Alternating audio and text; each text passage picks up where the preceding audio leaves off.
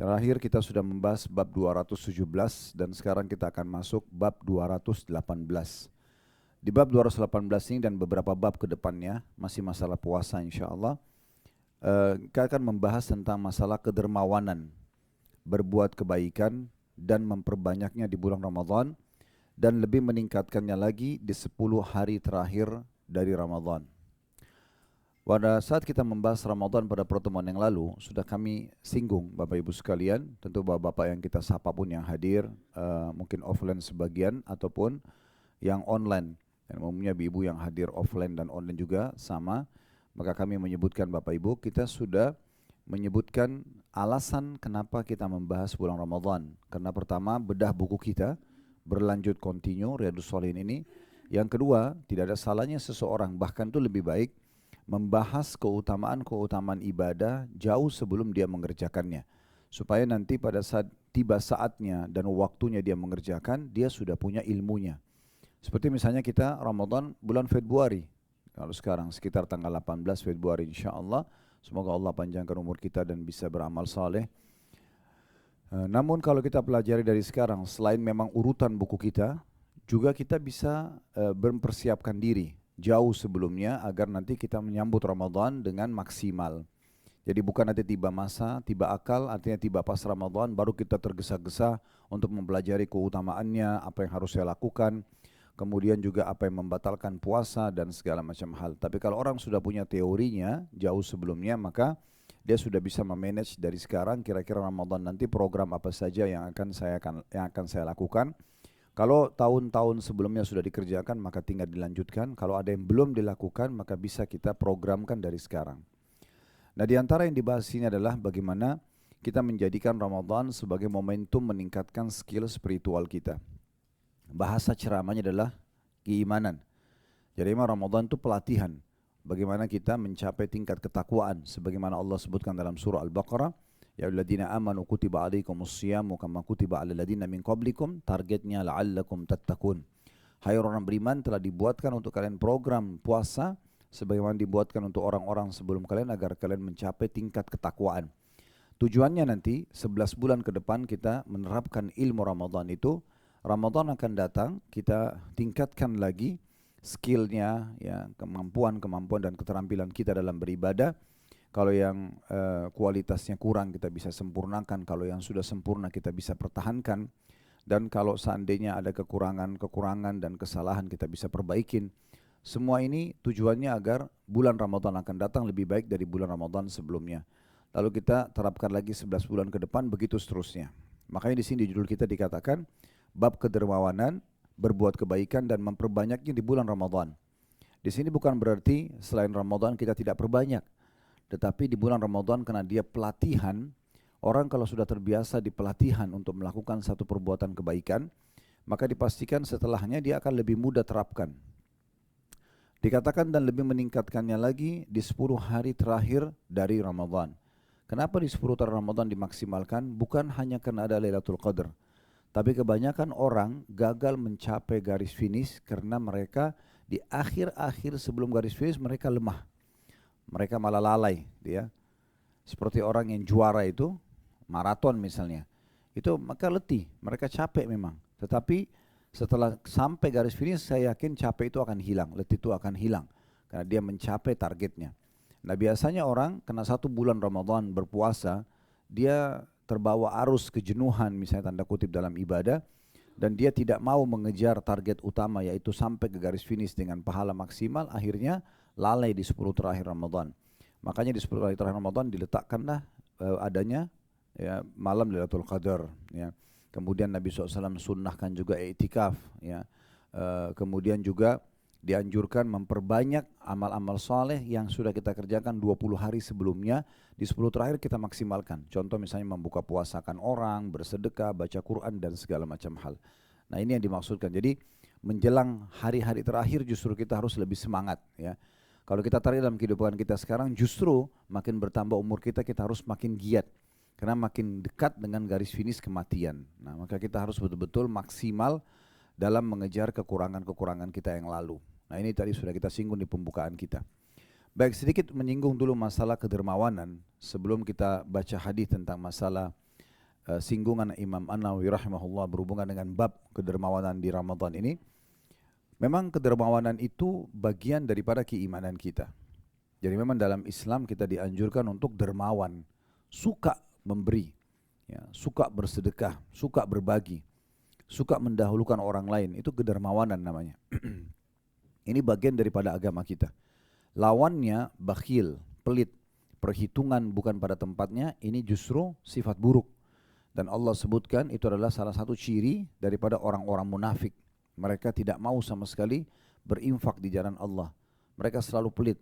Tapi Nabi SAW contohkan kepada kita justru sebaliknya. Beliau sangat dermawan. Di bulan Ramadan beliau maksimal, dan setelah Ramadan beliau terapkan lagi. Ya.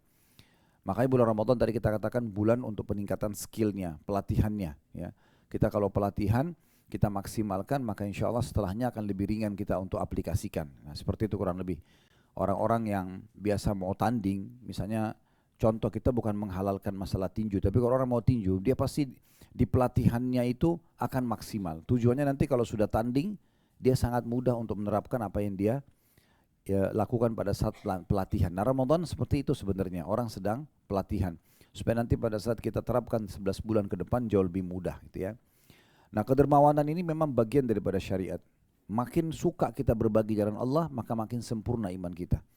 Justru Nabi SAW mengatakan, wassadaqatu burhan. Sedekah itu yang dikeluarkan tanda-tanda bukti keimanan seseorang. Kalau orang sudah mau berkorban, mau mengeluarkan apapun yang dia inginkan atau yang dia sukai, diberikan kepada orang lain, berarti itu tanda-tanda keimanannya.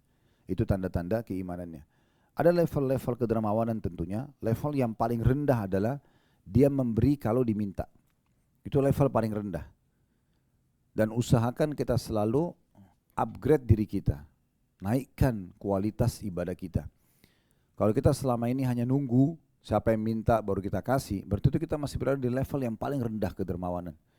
Berarti kalau tidak ada yang minta, ya udah dia nggak kasih. Gitu kan? Dia akan tidak sedekah. Ada orang sampai seminggu nggak sedekah, sebulan nggak sedekah. Apalagi kalau udah tinggal di komplek yang eksklusif misalnya, keluar dari komplek tidak ada pemulung, tidak ada orang fakir. Dia juga tidak pernah mau cari tahu tentang yayasan sosial misalnya, sehingga dia bisa bersedekah melalui online misalnya. Dia keluar dari kompleknya langsung masuk tol, keluar langsung ke kantor, pulang pun begitu. Jadi bisa dikatakan tidak ketemu sama orang-orang yang minta. Sementara ada hadis Bukhari, kata Nabi SAW, kalau tiba pagi hari maka Allah turunkan malaikat dua, yang satu mengatakan, ya Allah lapangkanlah rezeki orang yang bersedekah, itu setiap hari. Dan yang satu mengatakan, ya Allah binasakanlah orang yang pelit. Kata Ibnu Hajar rahimahullah, maksudnya binasakan jiwanya dan juga hartanya. Nah seperti itulah ya. Jadi memang kita harus fahami baik-baik, kedermawanan itu bagian daripada agama kita. Dan kalau kita masih berada di level yang pertama, yaitu kapan dimintai baru kita kasih, maka itu berarti level yang sangat rendah. Ya, dan tidak masuk dalam level ini kalau ada orang yang masih negosiasi. Misalnya sudah jarang orang minta, pada saat orang minta pun dia masih negosiasi sama syaitan untuk tidak memberikan.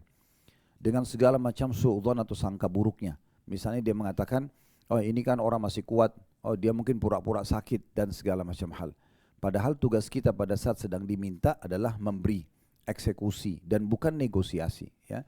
Karena syaitan biasa mengatakan segala macam hal supaya bisikan supaya kita tidak melakukan itu. Padahal bisa saja itu adalah amal terakhir kita. Dari mana kita tahu kalau itu adalah sedekah terakhir kita? Dari mana kita tahu kalau itu adalah sujud dan zikir kita yang terakhir? Kita tidak pernah tahu. Ya. Kemarin pada saat umroh terakhir, seingat saya mungkin kemarin sempat saya singgung juga ya. Salah satu sahabat kami, kepala cabang Uhud Tour di Kota Makassar, sehat Masya Allah, berangkat. Sempat sama saya ke Aqsa, sempat ke Madinah, sempat umroh sama-sama. Bahkan pada saat selesai tawaf, karena kami tawafnya habis duhur jadi lebih cepat, itu dia sampai tunjuk jamnya, dia mengatakan, Ustaz cepat banget ya Masya Allah, 40 menit kita sudah selesai tawaf gitu ya. Habis itu makan malam sama saya, besoknya subhanallah sholat subuh sama saya juga. Habis sholat duha, dia rasa sesak nafas, dibawa ke rumah sakit, lalu meninggal dunia. Ya, begitu mudahnya orang meninggal dunia. Itulah amal terakhir dia. Saya sempat lihat sendiri dia duduk berzikir selepas subuh dan sempat sholat subuh di Masjidil Haram. Ya, tetapi dia mungkin tidak pernah tahu kalau itu adalah amal terakhir dia. Nah begitulah kita semuanya. Kadang-kadang ada orang menganggap nanti dia meninggal kalau sudah tua sekali. Dari mana? Mana dia argumentasinya dia mana? Buktinya dia mana kalau dia akan umur sampai 80 tahun misalnya. Dari mana dia tahu dia masih bisa menjangkau amal yang sesudahnya? Kita tidak pernah tahu. Nah ini poin yang harus kita garis bawahi. Jadi kalau kita berada di level yang terbawah, yaitu kapan orang minta kita kasih, maka jangan lagi membuka pintu untuk menolak orang yang minta gitu. Kemudian yang kedua, level di atasnya adalah orang yang memberi tanpa diminta. Ya, ini kalau tadi kan diminta, ini lawannya. Orang memberi tanpa diminta. Misal kita lagi safar, kemudian kita membeli oleh-oleh, ada orang Masya Allah dermawan sekali. Diberikanlah buat keluarganya, buat ininya dan itu misalnya dia bersedekah. Ada orang setiap ketemu temannya ada aja yang dibawa, hadiah misalnya, ya, walaupun kecil. Dan ini sesuai dengan hadits Nabi SAW, tahadu, tahabu. Saling memberikan hadiah maka kalian akan saling mencintai, gitu ya. Berarti ada orang yang memberi walaupun tidak diminta. Ada kami tahu di antara kerabat kami Masya Allah, dan Allah kasih keberkahan umur. Sampai sekarang sudah sangat tua, umurnya masih panjang, badannya masih sehat. Salah satunya keberkahan suka sedekah. Tidak pernah beliau datang ke rumah keluarga, orang yang mampu atau tidak mampu, kecuali pasti dia berbagi. Dia selalu berbagi. Maka ini level yang kedua, ya, daripada kedermawanan itu, suka memberi walaupun tidak diminta. Level yang di atasnya, yang ketiga, yang tertinggi adalah itu tidak pernah menolak orang yang minta. Tidak pernah menolak. Dan selalu memberikan maksimal yang dia miliki. Ya, ini yang disebutkan kalau Nabi SAW tidak pernah menolak siapapun yang minta. Dan kalau memberi tidak pernah setengah-setengah. Ya. Contoh misalnya Nabi Muhammad SAW pernah menerima kurma yang baru dipanen, berkeranjang-keranjang, banyak sekali di masjid di bawah, di masjid beliau SAW. Lalu baru saja dibagi, belum beliau cicipin satu butir kurma pun, tiba-tiba ada orang-orang yang datang minta. Maka Nabi SAW memberikan per orang satu keranjang. Cukup besar, keranjang itu berat sekali, gitu kan, penuh dengan panenan kurma. Maka bukan dikasih sekilo, beberapa butir, misalnya kayak kita punya makanan kita kasih cuma beberapa potong, misalnya ini memang dikasih maksimal. Sehingga orang yang kita beri itu sudah tidak ada celah lagi dia untuk menilai kita buruk misalnya. Atau memang kebutuhan dia terpenuhi semuanya. Sebagai contoh misalnya di bab ini juga, kalau misalnya ada orang datang minta kepada kita, tolong bantu saya, anak saya sakit misalnya. Kalau kita hanya kasih saja, berarti kita masuk di level pertama. Kalau kita suka cari siapa yang kira-kira butuh lalu kita penuhi kebutuhannya, berarti kita masuk level kedua. Tapi kalau kita mencari orang, kemudian kita temukan orang yang butuh bantuan, misalnya dia datang atau kita mendatanginya dan kita tahu dia misalnya butuh membiayai anaknya atau utang dia 1 juta rupiah. Namun kita tidak cukup sampai itu, kita memaksimalkan bantuan tersebut. Kita tanya anaknya sekolah di mana, butuh apa lagi, mungkin kita ke rumahnya mungkin atapnya sudah mau roboh, kita perbaikin. Jadi kita memberikan sesuatu yang membuat orang sudah tidak tahu lagi harus berterima kasih seperti apa. Nah ini level kedermawanan yang sangat tinggi. Ya, ini sangat tinggi. Kami itu ada di antara jemaah kami, Masya Allah, dia suka nyari memang. Sampai dia bilang sama saya, Ustaz, saya sudah ketagihan dengan sedekah. Karena saya lihat betul setelah dengar ceramah antum, bagaimana sedekah itu betul-betul berefek luar biasa mendatangkan rezeki. Saya hanya duduk di rumah bisa dapat miliaran setiap bulan. Dia bahasakan gitu, saya cuma transaksi segala macam, mudah sekali dan dapat gitu. Salah satunya adalah karena suka mencari orang dan membantu. Bahkan polanya beliau cari orang, kemudian dikasih sama dia kira-kira apa nih, orang ini punya keterampilan apa. Misalnya dia bisa bawa mobil, diberikan mobil, dijadikan suruh modal, udah nggak usah dikembalikan. Dibukakan usaha apa, kemudian berjalan gitu ya. Seperti itu bantuan yang mungkin jarang orang berpikir. Nah, seperti inilah mungkin yang dimaksud dengan level kedermawanan yang luar biasa itu. Ya. Nah itu yang dikatakan Nabi SAW tidak pernah menolak. Nah kita bisa lihat atau dengarkan ada poin penting berhubungan dengan kedermawanan. Jadi bukan hanya sekedar pesan nanti di Ramadan kita perbaiki skill kita, tapi fahami baik-baik bagaimana kedudukan sedekah dan juga kedermawanan dalam Islam.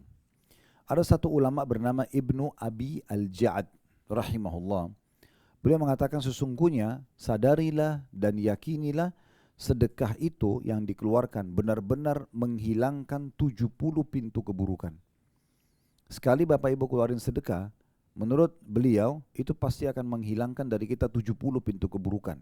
Apa saja mara bahaya yang bisa menimpa bisa hilang dengan sedekah. Makin besar pengorbanan kita, maka makin aman kita dari mara bahaya. Kemudian Yahya bin Mu'adz rahimahullah, seorang ulama lain berkata, tidaklah saya mengetahui satu biji yang bisa mengimbangi gunung dunia kecuali sedekah. Maksudnya tidak ada perbuatan yang kecil. Ketika sedekah misalnya sepotong roti, sepiring makanan, selembar baju misalnya, atau uang berapa rupiah gitu ya. Itu ternyata balasannya bergunung-gunung. Karena memang ada hadis Nabi SAW yang berbunyi, sesungguhnya Allah akan menumbuh dan merawat sedekah kalian sebagaimana seseorang dari kalian merawat dan membesarkan anak kuda atau anak untanya. Sampai akhirnya membesar menjadi seperti gunung. Jadi sedekah itu dalam syariat Allah Subhanahu Wa Taala tidak ada kita sedekah hari ini 1.000 rupiah, 1 juta rupiah kemudian dikembalikan oleh Allah dengan jumlah yang sama, itu tidak ada. Tapi Allah akan besarkan, Allah akan tumbuhkan sampai menjadi seperti gunung. Maka beruntunglah orang yang hidup dengan sedekah itu. Ya. Sampai banyak sekali hadis yang menyebutkan tentang orang selamat karena sedekahnya. Disebutkan oleh Al-Mundhiri dalam kitab Targhib Tarhib yang disahihkan oleh Syekh Albani, ada seseorang, kata Nabi SAW dalam hadis yang sahih, dia ahli ibadah. Dia ahli ibadah. Dia beribadah kurang lebih 60 tahun. Di tahun ke-61 datang seorang pelacur mengganggu dia, menggoda dia. Sehingga dia tergoda dan dia berzina 6 hari. Begitu disebutkan dalam hadis. 60 tahun ibadah, tidak pernah ada dosanya, tapi 6 hari berzina. Setelah itu, digoda oleh seorang wanita, dia tergoda, dia berzina 6 hari. Lalu kemudian Allah Subhanahu Wa Taala permalukan dia dengan dibongkar kemaluhnya itu, kemudian dia diusir oleh masyarakat sekitar. Dia pindah kota. Dalam kondisi dia bertobat kepada Allah Subhanahu Wa Taala, dia kembali ke jalan Allah, dia menyesal perbuatannya, dia pindah ke negeri yang lain. Sampai hidupnya sangat susah, miskin sekali. Tapi dia tahu hukum agama tidak boleh mengemis segala macam dalam keadaan darurat itu ya. Dan dalam hadis yang lain disebutkan, kalau orang masih punya makan hari itu 1 kali nggak boleh mengemis. Kalau satu kali makan aja ada, nggak boleh mengemis. Kata Nabi SAW, siapa yang buka pintu mengemis, Allah bukakan baginya pintu kemiskinan gitu ya. Intinya dia duduk di satu tempat, kata Nabi SAW, dan di sebelah kiri kanan dia ada orang miskin yang sama dengan dia, kebetulan waktu itu sudah 3 hari tidak makan, kelaparan. Lalu dia dapat sepotong roti, orang kasih dia sepotong roti. Waktu itu, karena dia tahu di kiri kanannya kelaparan, maka dia belah 2 roti itu, dia tidak kasih diri dia, dia kasih orang miskin di kanan kirinya. Tulus karena Allah, dia tidak ada lagi makanan kecuali itu. Dia maksimal dalam memberikan sedekah. Ini seperti masuk di level sedekah yang tertinggi tadi. Dia bersedekah walaupun dia bukan orang kaya, tapi dia cuma punya roti itu saja, dan dia akan kelaparan, mati kelaparan kalau nggak makan. Tapi dia dahulukan orang lain, dipotong 2 dikasih ke kiri kanannya. Lalu kata Nabi SAW, dia pun wafat. Lalu Allah menimbang amal ibadahnya yang 60 tahun dengan zinanya 6 hari. Ternyata zina 6 hari lebih berat dosanya. Kemudian Allah pun mendatangkan sedekah roti dia yang dia tulus memberikan sementara dia sangat butuh kepada 2 orang miskin, maka dua potong roti tersebut mengalahkan dosanya yang 6 hari. Jadi saking luar biasanya efek daripada sedekah itu, nggak main-main. Memang dia sebuah ibadah yang luar biasa. Makanya dia kecil tapi efeknya besar gitu ya. Tapi tentu riwayat-riwayat seperti ini nggak boleh seseorang dipermainkan oleh syaitan di pikiran lalu dia mengatakan, oh kalau gitu ya udah saya buat dosa aja nanti gampang sedekah. Nggak bisa begitu juga ya. Bukan itu pesannya. Tapi pesannya karena orang ini sudah taubat nasuha, kemudian dia berkorban di saat-saat genting, di situ Allah Subhanahu Wa Taala memberikan penilaian. Dan ini Allah punya cara. Ini nggak bisa kita jadikan sebagai bahan permainan. Lalu kita mengatakan, oh kalau gitu nggak masalah lah, saya buat dosa aja, saya zina, saya nanti saya sedekah. Nggak dipermudah seperti itu ya. Karena itu Allah Subhanahu Wa Taala maha mengetahui niat dan maksud kita. Kemudian ada juga poin yang penting dalam masalah kedermawanan dan sedekah ini, perlunya kita membalik persepsi kita. Kalau selama ini kita selalu menganggap kalau ada orang yang butuh, keluarga atau orang lain, berarti kita anggap dia butuh, ya, dan justru kita yang tidak butuh, ini keliru. Setiap kali ada peluang bersedekah, berarti sedang sampai kepada kita proposal dari Allah, tanda kutip ya, dari Allah SWT untuk investasi. Dan kita investasi jalan Allah tidak akan pernah ada ruginya, gitu ya.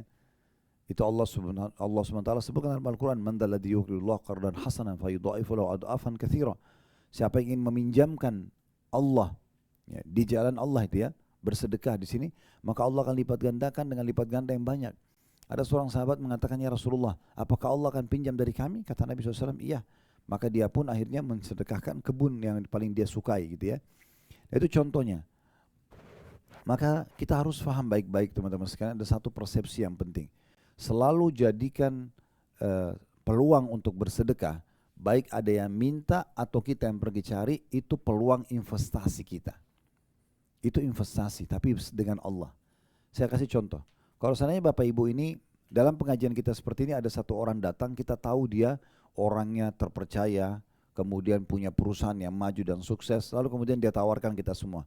Ayo, siapa yang mau investasi di perusahaan saya? Kita tahu nih, mungkin berita nasional, investasi di perusahaan ini luar biasa, menguntungkan. Anggaplah dia dapat misalnya 5%, 70% dari margin dari keuntungan ya. Tentu kalau dari modal nggak boleh jadi riba misalnya. Maka kita sangat yakin, saya yakin kalau kita punya uang 1 miliar pun, kita berpikir daripada ditaruh di rekening, lebih bagus saya investasi sama orang ini.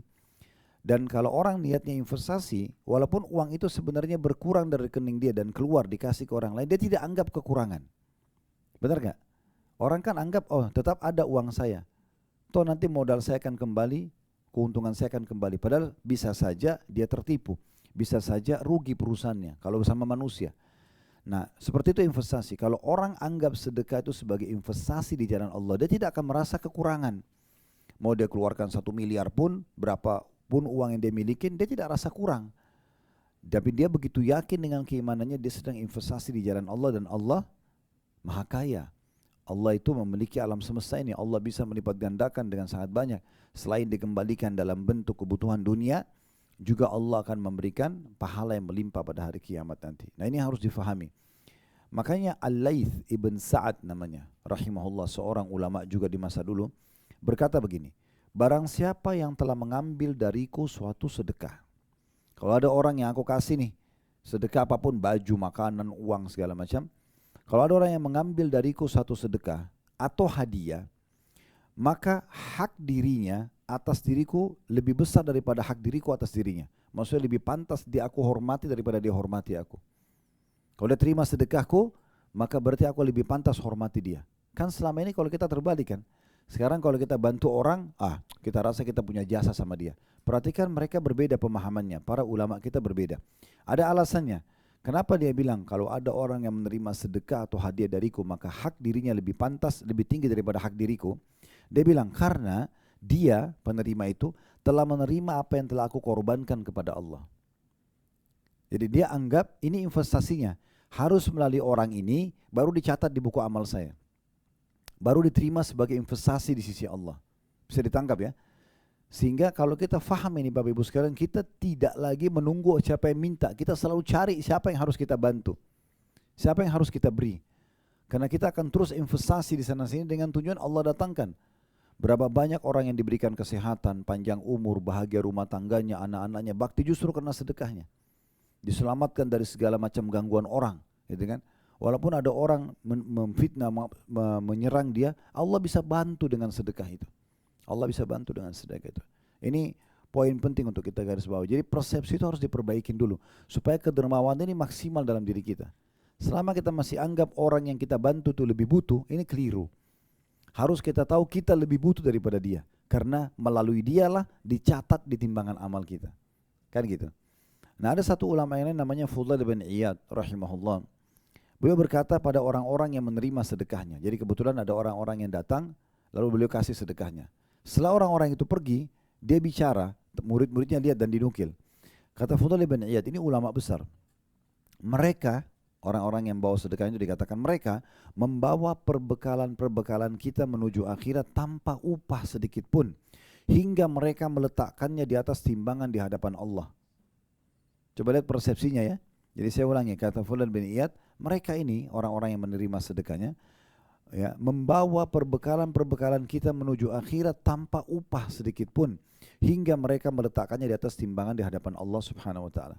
Sekarang pertanyaan, kok bisa dia bilang tidak ada upah padahal kan dia terima uang?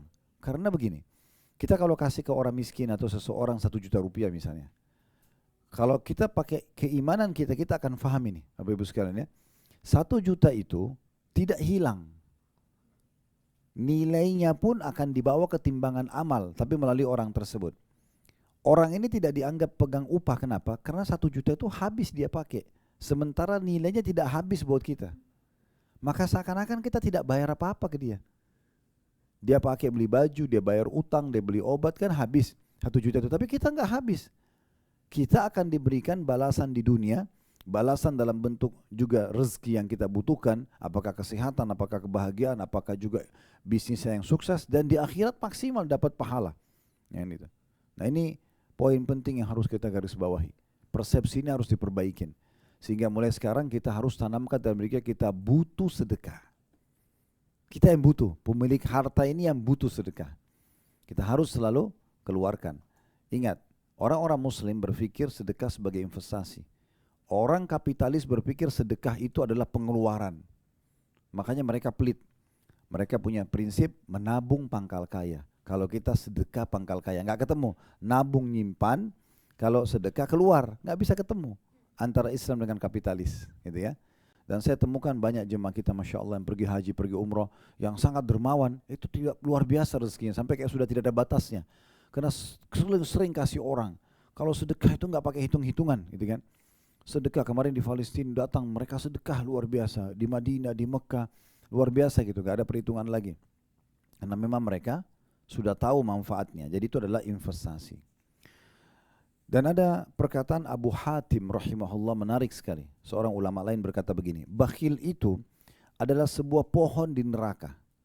Bakhil, pelit, sebuah pohon di neraka. Sedangkan ranting-rantingnya ada di dunia. Maka barang siapa yang bergelantungan pada salah satu dari ranting-ranting bakhil itu, niscaya ia akan menjerumuskannya ke dalam neraka. Dan sebagaimana lawannya, kedermawanan adalah pohon, sebuah pohon di surga, di mana ranting-rantingnya berada di dunia. Siapa yang bergelantungan pada salah satu dari ranting-ranting kedermawanan, maka ia akan membawanya ke surga. Dan surga itu tempatnya orang-orang dermawan. Nah ini, orang yang suka memberi itu ahli surga. Makanya Nabi SAW suka sekali bersedekah. Nah, nanti kita masuk di bahasan kita masa Ramadan. Ramadan masa pelatihan. Situ genting-gentingnya kita lagi butuh untuk kita buka puasa, mau beli baju, tapi kita malah sedekah supaya kita terapkan 11 bulan ke depan. Nah ini luar biasa ya. Dan sebagian salaf yang lain, kalau kedatangan orang fakir, orang yang datang minta, maka mereka senyum. Nah ini coba bandingkan dengan kita. Kita kalau lihat orang yang sama muncul, ini kemarin baru kita bantu, kok dia lagi nih. Ini. Mungkin kita cemberut ya. Kalau mereka justru ya, kalau kedatangan orang yang minta sedekah, mereka senyum. Dan mereka berkata begini, selamat datang wahai orang-orang yang hadir untuk membawa perbekalan kami kepada Rob kami. Selamat datang, disambut. Sekarang ada satu syubhat yang harus kita perbaikin juga. Permasalahan Bapak Ibu sekalian. Apa bedanya kita memberi orang yang sama orang yang berbeda? Ada bedanya gak? Kalau pakai iman pasti nggak ada bedanya. Karena target kita adalah sedekah. Mau orang yang sama atau orang yang beda, apa masalahnya? Syaitan biasa tanamkan syubhat di otak kita. Kok orang ini lagi, nah gitu. Kok orang ini minta terus ya? Mau dia atau orang lain bedanya apa? Nggak ada. Karena targetnya sedekah. Kalau target kita pujian orang, nah kita mau beda-beda orangnya pasti. Jadi kalau ada kerabat bapak ibu yang rutin minta, nggak apa-apa, nggak ada masalah, malah lebih bagus. Kita udah punya satu sumber, seperti kalau kita investasi kita untung terus di perusahaan itu, kenapa kita pindah ke perusahaan lain? Kan gitu. Ya udah dia aja. Kan itu bagus misalnya. Makanya Abdullah bin Abbas, Abdullah bin Umar radhiyallahu anhu itu dalam sebuah riwayat dikatakan, setiap hari buka rumahnya pasti ada orang miskin minta-minta, dikasih sama dia. Satu waktu orang-orang miskin ini nggak ada yang datang. Maka mereka keluar mencari mana orang-orang miskin biasa minta itu. Dicari, keliling, cari. Mereka merasa butuh dengan itu. Nah ini poin penting. Sebagai penutup masalah kedermawanan, jadi ini perlu saya tekankan juga, perkataan ini menarik supaya kita tahu. Ali bin Abi Thalib berkata begini, ini nasihat penting ya, kalau orang punya harta. Barang siapa yang telah diberikan suatu harta oleh Allah, kata Ali radhiyallahu anhum, maka hendaklah ia menyambung kekerabatan dengannya. Jangan lupa kerabat-kerabat, silaturahim, kedua orang tua, paman, tante dan segala macam, sesuai dengan kemampuan kita. Kita lanjut hubungan silaturahim. Jangan begitu Allah bukain pintu rezeki lupa sama kerabat. Ya. Boleh kita bantu semampu kita tentunya. Ya. Tapi kita dahulukan kerabat dari orang lain. Kemudian memperindah jamuan untuk tamunya.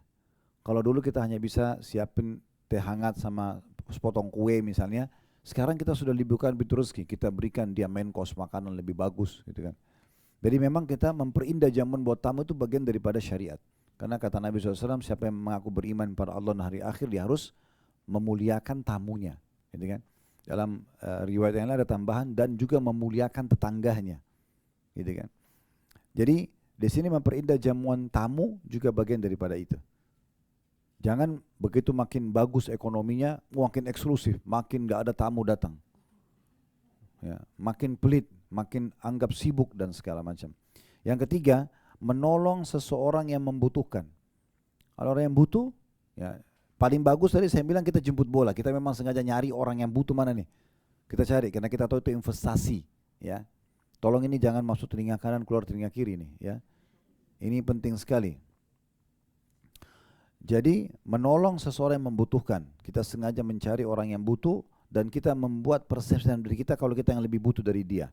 Kemudian yang keempat, membebaskan tawanan. Ya, kalau ada tawanan-tawanan bisa dibebaskan karena mereka ditahan oleh musuh, maka itu juga termasuk. Kemudian selanjutnya Ibnu Sabil. Ibnu Sabil itu orang terputus jalan Bapak Ibu sekalian. Misalnya ada orang datang dari Surabaya ke Jakarta, dia naik kereta, dirampok misalnya di stasiun. Dia mau pulang gak ada lagi duitnya, dia datang kepada kita. Bapak Ibu tolong bantu saya cuma butuh uang untuk transport pulang. Itu setan pasti bisikin tuh, bener gak nih, ya, apalah. Lawan itu. Tugas kita bantu. Innamal a'malu binniat. Semua sudah niatnya. Kita niatnya sedekah. Kalau dia niat bohong, itu urusan dia sama Allah. Saya sudah pernah kasih contoh di pengajian kita itu ya. Kalau di pengajian kita ini ada orang datang bawa proposal masjid nilainya 100 juta. Bapak Ibu nyumbang yuk 100 juta. Ada masjid di Jawa Tengah misalnya. Kita nyumbang semua. Sebulan kemudian kita tahu orangnya menipu. Rugikah kita? Enggak. Innamal a'malu binniat. Niat kita nyumbang buat masjid. Sudah dapat pahalanya. Walaupun masjid belum dibangun. Dia sesuai dengan niatnya. Dia maling akan dihukum dengan malingnya. Lalu kenapa merasa rugi? Makanya Abdullah bin Umar radhiyallahu anhu ini sahabat perlu kita renungi dan jadikan suri teladan dan pikirkan bagaimana sikapnya. Beliau suka sekali membebaskan budak. Beli budak di pasar, masa itu ada perbudakan. Karena ada hadis tentang keutamaan bebasin budak ya, masa kita sudah tidak ada sekarang. Tapi Nabi SAW mengatakan, siapa yang bebasin budak, seorang budak muslim, budak itu biasanya tawanan perang, orang yang dirampok di jalan, dibawa ke pasar, budak diperjualbelikan, di masa dulu ada. Sekarang setelah perang dunia kedua sudah dihapus. Kata Nabi SAW, siapa yang bebasin budak, maka dia akan dibebaskan dari api neraka, badan seluruh anggota tubuh dengan badan orang yang dibebaskan itu, mata dengan mata, mulut dengan mulut, telinga dengan telinga, sampai kemaluan dengan kemaluan. Artinya kalau kita bayar beli seorang budak di masa itu, kita mengatakan lalu kamu bebas karena Allah. Begitu aja, kata-kata itu bebas, dia sudah tidak lagi bisa diperjualbelikan. Nah, Abdullah bin Umar ini suka sekali kalau ada uang beli budak lalu dididik sama beliau, diajarin sholat, diajarin segala macam agama. Dan kalau dia lihat ada budaknya yang alim, misalnya azan laki-laki itu selalu di saf pertama, tidak pernah ketinggalan sholat sunnah, puasa-puasa sunnah, dia rajin sekali. Abdullah bin Umar bebaskan, kamu bebas karena Allah. Maka banyak budak-budaknya jadi baik. Karena memang itu syarat bebas oleh Abdullah bin Umar. Lalu ada yang bilang begini, wahai Abdullah bin Umar, bisa saja mereka menipu anda. Mungkin dia pura-pura, yang penting dia bebas, pura-pura saleh. Kata Abdullah bin Umar, kalau kami ditipu jalan Allah enggak masalah. Kalau kami ditipu di jalan Allah enggak masalah. Kita ini ditipu oleh orang dengan performanya. Ternyata dia bohong, pura-pura. Lalu dia pergi, enggak apa-apa. Selama itu di jalan Allah. Karena tetap kita diberikan balasan sesuai dengan niat kita. Dia dibalas sesuai dengan niatnya. Jelas enggak ini? Ngangguk-ngangguk Allahu a'lam ini. Jangan lagi pulang dari sini sebentar di lampu merah ada orang miskin. Ah, kayaknya bohong nih. Kayaknya nggak benar. Sebentar tetangga datang bawa anaknya, waduh kayaknya kemarin sudah saya bantu, segala macam. Ya. Jadi saya ulangi, Ali mengatakan, barang siapa yang telah diberikan suatu harta oleh Allah, maka hendaklah ia menyambung kekerabatan dengannya, memperindah jamuan untuk tamunya, menolong seseorang yang membutuhkan, membebaskan tawanan, Ibnul Sabil, orang terputus jalan. Kemudian selanjutnya orang-orang fakir miskin. Ya. Para mujahidin, ini semua dibantu. Usahakan kita tahu ada hak mereka, kita investasi lagi. Terima dari Allah, kita investasi lagi dari Allah supaya dapat lebih banyak. Nah begitu terus ya. Tapi jangan pernah berprinsip begini ya, saya sekarang nyumbang 1 juta, Allah janji balas 10 kali, berarti saya harus dapat 10 juta. Itu salah, bukan begitu. Karena rezeki itu bukan duit saja. Rezeki itu semua yang membuat roda kehidupan bisa berjalan. Bisa saja Bapak Ibu sedekah 1 juta, Allah kasih sehat 1 tahun. Misal gitu kan, Allah buat kebahagiaan kita 5 tahun, begitu-begitu. Yang tadinya kita harus kena marah bahaya, ditipu orang, tidak jadi kena. Nah begitu, jadi jangan selalu uang saja pikirannya. Itu keliru ya, karena rezeki itu luas sekali. Yang bisa membuat roda kehidupan berjalan namanya rezeki. Uang salah satunya, substansialnya. Jadi jangan selalu berharap kasih uang di jalan Allah, dibalas uang sama Allah. Pasti banyak yang lainnya. Ada yang lebih berharga daripada uang. Bukankah kesehatan lebih berharga daripada uang? Sekarang kalau ada orang kaya raya tapi stroke, kaya raya tapi nggak bisa makan karena kena mah kronis, misalnya, belum tentu uangnya, dia mau bayar apapun belum tentu bisa, ya, dan segala macam hal lah, itu ya. Nah seperti itu. Itu bagian Ali bin Abi Thalib membagi 2 statement beliau. Yang pertama tadi, siapa yang dikasih uang, harta oleh Allah, perbaikin semuanya. Silaturahim, bantu orang miskin, ibnu sabil, mujahid, segala macam tadi ya, bantu semuanya. Lalu beliau mengatakan ini juga penting ya, beliau bilang, dan hendaklah dia bersabar atas musibah yang menimpa hartanya. Bisa saja orang utang nggak bayar, tidak semua investasi itu menguntungkan. Memang begitu. Jadi jangan selalu berpikir, oh kok saya diuji ya, kok memang ada ujiannya. Tapi tidak semuanya, gitu kan. Makanya ada saja orang yang utang tidak bayar, itu ujian, ya sudah sabar saja. Gitu kan. Kalau dia tidak mampu, maafkan saja. Selesai gitu. Kita bisa bergerak di bidang yang lain gitu ya. Jadi dikatakan, dan dia bersabar atas musibah yang menimpa hartanya, karena dengan perkara-perkara itu semua, tadi memperbaiki hubungan kekerabatan, jamu tamu, tolong orang susah segala macam, dan sabar atas ujian hartanya, karena dengan perkara-perkara itu dia akan memperoleh kemuliaan dunia dan akhirat. Ini prinsip dasar memahami harta, begitu ya. Nah sekarang kita lihat bagaimana sikap Nabi Muhammad SAW di dalam, Bapak Ibu sekalian, mengatur kedermawanan beliau, dan terutama di bulan Ramadan. Ada 2 buah hadis diangkat oleh Imam Nawawi dalam bab ini. Bab yang pertama, di hadis pertama nomor 1230 dari awal kita belajar, berbunyi dari Ibnu Abbas radhiyallahu anhuma. Beliau berkata, karena Rasulullah SAW ajwadan nas wa kana ajwada ma yakunu fi Ramadan hina yalqahu Jibril. Wa kana Jibril yalqahu fi kulli lailatin min Ramadan fayudarisuhu al-Qur'an. Fala Rasulullah sallallahu alaihi wasallam hina yalqahu Jibrilu ajwadu bil khairi minar rihil mursala. Rasulullah SAW adalah orang yang paling dermawan, dan beliau lebih dermawan lagi di bulan Ramadan saat didatangi oleh Jibril. Jibril biasa datang kepada beliau setiap malam di bulan Ramadan untuk bertadarus Al-Quran dengan beliau. Saat ditemu Jibril, Rasulullah SAW benar-benar lebih dermawan daripada angin yang berhembus. Hadis ini diriwayatkan oleh Bukhari dan juga Muslim. Riwayat ini kita ambil pelajarannya dulu. Yang pertama, kedudukan Ibnu Abbas radhiyallahu anhuma, karena sahabat ini dalam buku kita, beliau yang menyampaikan kronologis ya, dan sifat Nabi SAW ini atau perbuatan Nabi SAW. Kemudian yang kedua, bahwasanya pentingnya seseorang itu mencontohi Nabi SAW dengan memaksimalkan Ramadan. Memaksimalkan Ramadan. Nabi SAW itu di Ramadan memang lebih giat beribadah dibandingkan bulan-bulan lain ya, karena memang dijadikan sebagai peningkatan skill spiritualnya tadi ya. Kemudian pelajaran yang ketiga, pentingnya seseorang menjadi orang yang dermawan. Tadi sudah panjang lebar kita jelaskan masalah kedermawanan itu ya. Tentu itu sebagian kecil, kalau kita mau bahas itu panjang lebar itu ya. Dan sekarang alhamdulillah masih berjalan bedah buku keajaiban sedekah dan istighfar. Itu sudah ada juga di playlist YouTube kami ya. Jadi Bapak Ibu yang belum subscribe untuk Hadits Basalam Official di YouTube, itu di subscribe aja, dan juga bisa ditekan loncengnya supaya nanti Bapak Ibu dapat notifikasi. Nah kalau sudah di subscribe itu, nanti ada di bawahnya ada beranda, ada short, ada podcast, ada playlist. Nah playlist itu diklik, nanti cari tentang bedah buku keajaiban sedekah. Itu lebih dari 50 kajian kitab kok, termasuk bahasan Riyadhus Shalihin ini semua sudah kita folderkan di situ. Jadi bisa nanti dipelajari gitu ya. Nah, di sini kita perlu garis bawahi bahwasanya pelajaran ketiga yang bisa diambil adalah pentingnya seseorang menjadi orang yang dermawan, dan ini sifatnya ahli surga, sifatnya Nabi Muhammad SAW, sifatnya orang-orang beriman gitu ya. Dan ini luar biasa, mereka bahkan menjadikan sedekah ini sebagai penebus dosa-dosa mereka. Pernah satu kali Umar bin Khattab radhiyallahu anhu beli sebuah kebun kurma, dan kebun itu ranum sekali, buahnya banyak dan lagi pas mau panen. Umar bin Khattab karena kagum keliling-keliling lihat pohon-pohon itu, dan subhanallah waktu itu masuk waktu asar karena belum ada mikrofon kayak kita, belum ada handphone bisa ada pengingat sholat gitu ya. Lagi di kebun, rindam sekali dan segala macam, dia lagi jalan. Nah pada saat dia lagi nikmatin itu rupanya lewat sholat asar. Umar pas keluar dari kebunnya mau pergi ke masjid, orang sudah bubar. Hanya ketinggalan sholat jamaah pertama aja nih. Ya. Maka Umar bin Khattab jual kebun itu dan disedekahkan semua.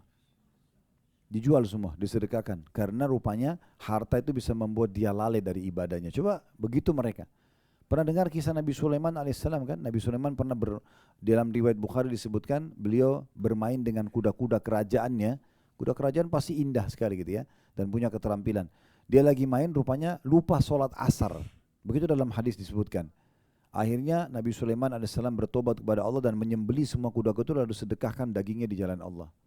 Mereka tidak mau harta itu justru menjadi penghalang mereka untuk ibadah kepada Allah. Jadi mereka tidak letakkan hati mereka, harta itu di hati mereka, tapi harta itu diletakkan di tangan. Saya pernah bergaul dengan seorang yang saya tahu, menurut saya alim gitu ya. Dia pernah berdoa dan saya dengar. Dia mengatakan kurang lebih artinya, ya Allah jadikanlah harta-harta di tangan kami bukan di hati kami. Jadi selalu saja digunakan saja dan disedekahkan. Tidak masuk dalam hati, kehilangan pun gak ada masalah. Ya. Tidak jadi beban kalau orang-orang beriman itu. Kemudian pelajaran yang keempat, pentingnya mempelajari Al-Quran. Ya.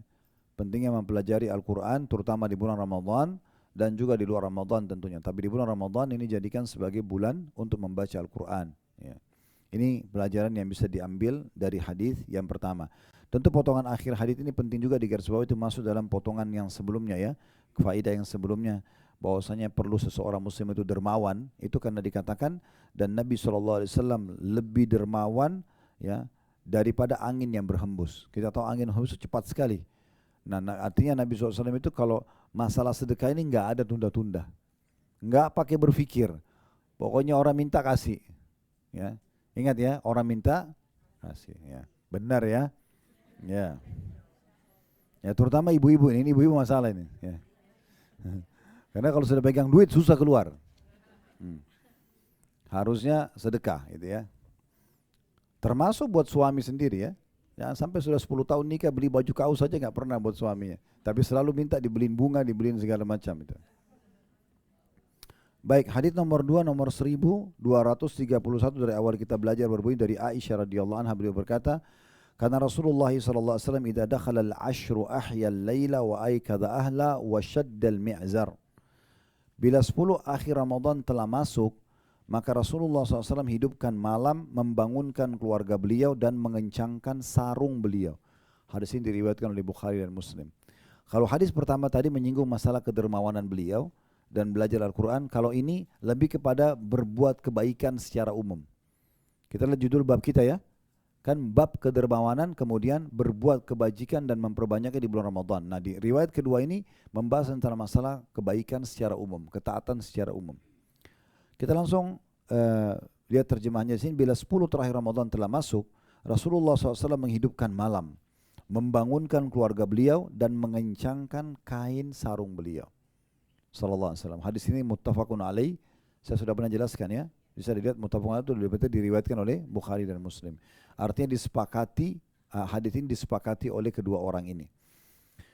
Dari hadis ini kita belajar yang pertama kedudukan Ummul Mukminin Aisyah radhiyallahu anha. Ya. Dan sebaiknya setiap muslimah selalu menjadikan istri-istri Nabi sebagai suri tauladannya. Khadijah, Aisyah, Sofia, Juwairiyah.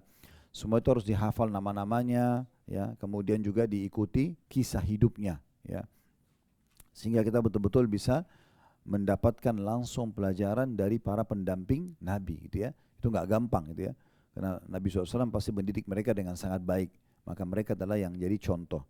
Cuma memang yang perlu digarisbawahi, yang saya kadang-kadang tangkap ya, Ya, tidak semua, tapi karena saya tangkap ini, yang dinukil tentang Aisyah cuma cemburunya. Ya. Apa Aisyah? Cemburu. Ya, Aisyah pernah cemburu, cemburu terus. Mereka nggak bahas keutamaan Aisyah yang banyak. Aisyah adalah wanita nomor satu paling banyak meriwayatkan hadis. Aisyah adalah istri Nabi yang paling Nabi cintai. Paling banyak orang yang belajar agama Islam melalui Aisyah gitu ya. Itu dinukil. Bahkan hadis-hadis tentang kecemburuan Aisyah itu adalah di awal hadis. Endingnya itu Nabi menegur. Tapi banyak orang yang diambil cuma awal potongan hadis tentang cemburu Aisyah. Dia tidak lihat bagaimana Nabi menegur Aisyah, gitu kan? Di akhir hadis. Dan yang jadi hukum adalah teguran Nabi. Aisyah pun tidak mengulangi pada saat sudah ditegur. Nah, itu yang perlu kita garis bawahi ya. Kemudian pelajaran yang kedua, tentu kalau kita mencintai Aisyah berarti kita sama saja mencintai Rasulullah. Ya, kita mencintai orang yang ya dicintai oleh seseorang, berarti kita mencintai orang yang mencintainya. Nah, seperti itulah ya.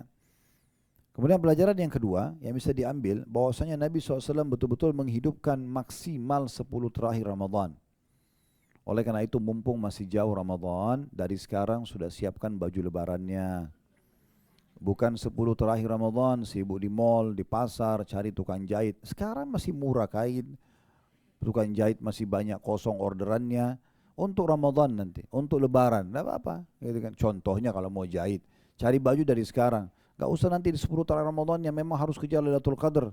Malam-malam ganjil semua mall penuh. Semua jalan penuh. Ini bukannya masjid ya. Di Indonesia kayak suatu tradisi di awal Ramadan penuh masjid Istiqlal, penuh masjid. Terakhir-terakhir sudah kosong. Banyak kosong gitu ya. Padahal sebenarnya Nabi SAW lebih menghidupkan 10 terakhirnya dengan ibadah gitu ya. Kalau hanya sekedar menyiapkan kue-kue segala itu gak sulit. Apalagi sekarang online segala macam semua simpel gitu ya. Kenapa harus mengganggu ibadah kita? Lailatul Qadar lebih baik daripada 1000 bulan atau 83 tahun plus 4 bulan. Ini rugi sekali kalau hilang. Ya. Pelajaran yang ketiga yang bisa diambil adalah pentingnya seseorang menghidupkan malam hari dengan sholat malam. Terutama di 10 terakhir Ramadan. Apakah dengan tarawih atau dia hidupkan dengan qiyamul lailnya. Tarawih berarti sholat malam yang dimajukan setelah ba'diyah isya. Qiyamul lail nanti di akhir malam. Nah kalau di Mekah sama Madinah, di 10 terakhir itu dua-dua dilakukan. Jadi habis ba'diyah isya ada tarawih. Kalau yang pernah umroh akhir Ramadan pasti tahu itu ya. Nanti setelah itu mereka nggak ada witir, imamnya nggak witir, dia sholatnya 10 rakaat. Kalau dulu waktu masih 20 rakaat biasanya. Ya, bahkan 23 rakaat. Ada witir di awal, ada witir di akhir. Tapi sekarang sudah tidak. Sekarang cuma 10 rakaat, mereka berhenti. Habis itu nanti jam setengah 1 atau jam 1 malam mereka qiyamul lail lagi. 13 rakaat itu ada witir. Jadi kalau digabung semua 23 rakaat. Jadi dua-duanya. Dan ini Allah alam pendapat yang kami juga cenderung boleh mengerjakan lebih dari 11 rakaat sholat malam itu. Ya. Pelajaran selanjutnya yang bisa diambil yaitu pentingnya seseorang juga peduli dengan keluarganya. Suami pada istri, istri pada suami, orang tua pada anak. Diajak ibadah. Jangan ibadah sendirian. Berapa banyak ibu-ibu yang sholat, anak perempuannya gak sholat. Pembantunya nggak sholat, suaminya juga nggak sholat, atau suami sibuk sholat, istrinya nggak ditanya sholatnya, anaknya nggak tanya. Ini salah ini. Harusnya diajak mereka. Makanya dikatakan sini wa aikadha ahla. Nabi bangunkan istrinya, keluarganya. Ada sebuah hadits yang menjelaskan semoga Allah merahmati seorang laki-laki yang bangun malam, dia mau sholat tahajud, kemudian dia bangunkan istrinya. Kalau istrinya nolak, lalu dipercikan air di wajahnya. Dan semoga Allah merahmati seorang istri kalau bangun malam, dia mau sholat tahajud, dia bangunkan suaminya. Kalau suami nolak, dipercikan air di wajahnya. Dan kalau keduanya bangun sholat berjamaah, maka dua-duanya akan dicatat sebagai laki-laki dan perempuan yang banyak berzikir. Itu kalau sholat berjamaah. Nah, ini sebenarnya keromantisan yang benar orang dalam ibadah gitu ya. Yang terakhir adalah dikatakan juga beliau mengencangkan kain sarungnya. Ini bahasa kiasan. Maksudnya lebih giat lagi dalam ibadah. Lebih giat lagi dalam ibadah. Nah seperti itu kurang lebih gambaran tentang masalah bab ini tentunya. Allahu a'lam. Baik, sampai sini bahasannya. Kedepannya insya Allah kita akan lanjutkan bab baru, bab ke-219. Larangan mendahului Ramadan dengan puasa setelah melewati pertengahan Sya'ban, kecuali bagi orang yang menyambungnya dengan puasa sebelumnya atau bertepatan dengan kebiasaannya. Misalnya kebiasaan adalah puasa Senin Kamis lalu bertepatan dengan hari tersebut.